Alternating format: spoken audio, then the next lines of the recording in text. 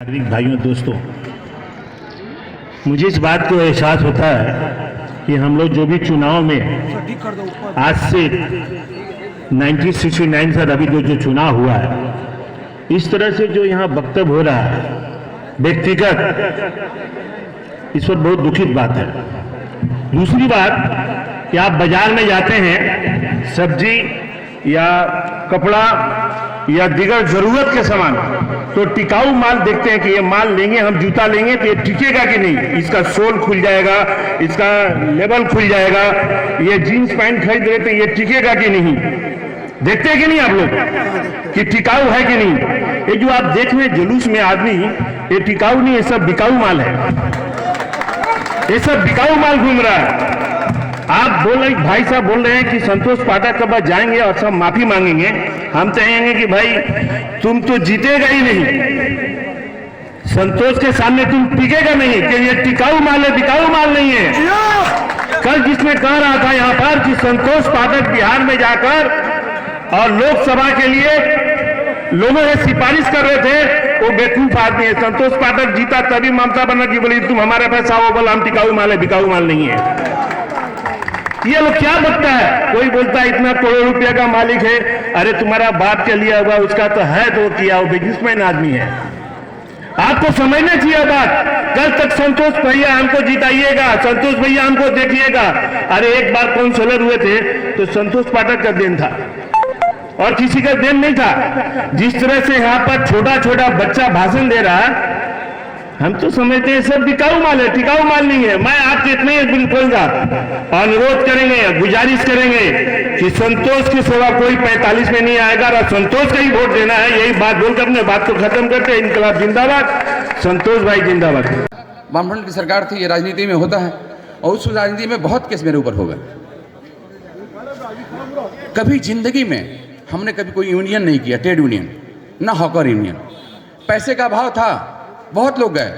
नरेश सिंह कभी यहाँ पे रहते थे, आप पूछिएगा उनसे बताएंगे, बोले संतोष बहुत नाम हो गया है, ट्रेड यूनियन करो, बोले नहीं ये सब काम नहीं करेंगे। हॉकर यूनियन करो, बोले ये सब काम नहीं करेंगे। कभी भी जब पैसा नहीं था तब पर भी हम लोग के भाई थे, उसमें बहुत हमारे वेल विशर थे, बहुत मदद भी किए हैं, लेकिन हम कभी भी एक हॉकर का डाला लगा के कभी बेचना नहीं चाहा कि हाँ ये 20 लाख में बिक्री हुआ, 2 लाख में बिक्री हुआ, कोई मतलब ही नहीं हमको रहा।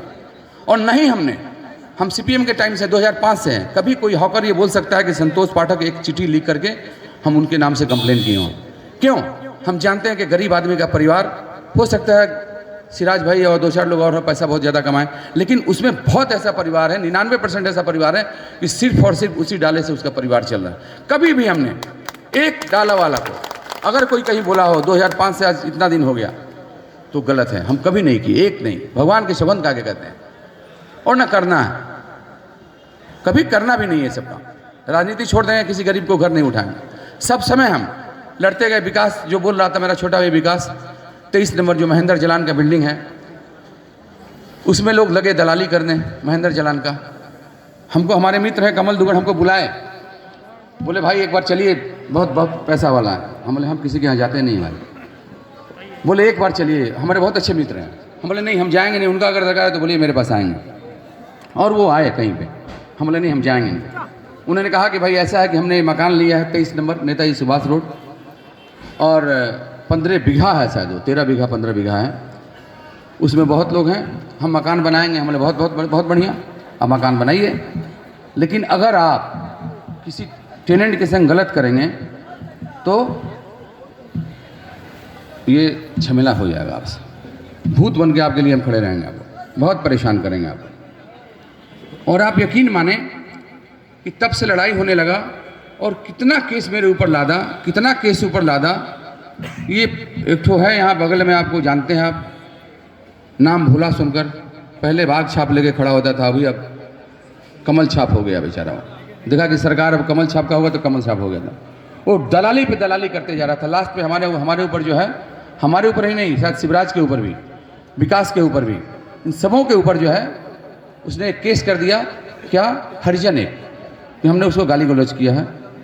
हमने ऐसा किया नहीं था, लेकिन जबरदस्ती किसी भी तरह जो है सरकार तृणमूल की थी,